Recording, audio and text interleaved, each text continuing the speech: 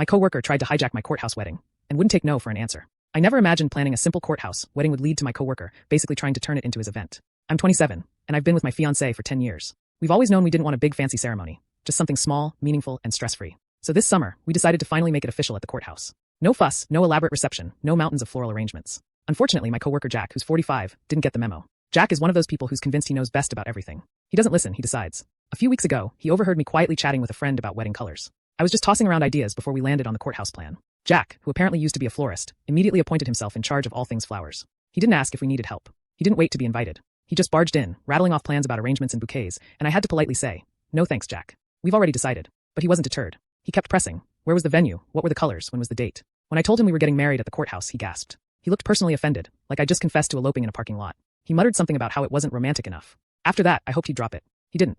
Since it was Valentine's Day, Jack was working in the floral department of our grocery store, and he brought it up all over again. He acted like he'd forgotten I'd already said no, launching into an excited monologue about how stunning my wedding flowers were going to be. I told him, again, that we already had it handled. In one ear, out the other. At that point, I just started avoiding him. I stopped mentioning my wedding to anyone at work because the second Jack got wind of anything, he would latch onto it. I was frustrated and honestly creeped out by how determined he was to involve himself in something that had nothing to do with him. I posted online, wondering what to do when someone just will not respect a boundary, no matter how many times you repeat it. People chimed in with advice. Some said to make sure Jack didn't have any information about the date or time. Others told me to keep my personal life strictly private at work. One person even said, "Let that be a lesson. Never talk about your life to coworkers." Which, fair point, but it's not like I stood up on a box and announced my wedding plans over the loudspeaker. He eavesdropped on a private conversation. About 2 weeks later, Jack took a trip to Montana to visit family. The entire week he was gone was blissful. I finally had a break from dodging floral lectures. When a coworker mentioned Jack was away for a wedding, I actually sighed with relief. But as soon as he returned, he cornered me at the clock-in area. He launched straight into a story about his sister's wedding. The colors, the bouquets, the arrangements. I smiled politely, told him congratulations, and made my escape to my department. Unfortunately, it wasn't over. At lunch, I was sitting there minding my own business when Jack sat down across from me. He started in on his vision for my wedding flowers, describing different options and even mentioning pricing. That was it. I'd reached my limit. I put up my hand and told him firmly to stop. I said, "My fiancé and I are doing a courthouse wedding. It might not be romantic to you, but it's exactly what we want, and we're not changing our minds." I told him directly that he needed to drop the subject because it was making me uncomfortable. Jack looked genuinely shocked, like it hadn't crossed his mind that I was serious. He stammered out an apology, saying he hadn't realized I meant it.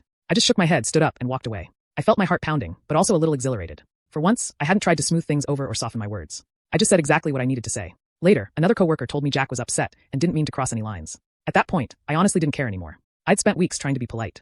I'd repeated myself so many times. I finally drew a boundary, and it felt incredible. It sounds silly, but I felt like I was on top of the world. I realized that standing up for yourself feels way better than trying to keep the peace with someone who doesn't respect you. Since then, he stopped bringing it up. No more flower speeches, no more unsolicited opinions. I wish I'd done this months ago. If you take anything from this story, let it be this. If someone keeps ignoring your no, you don't owe them endless patience. You can say clearly and firmly, "Stop."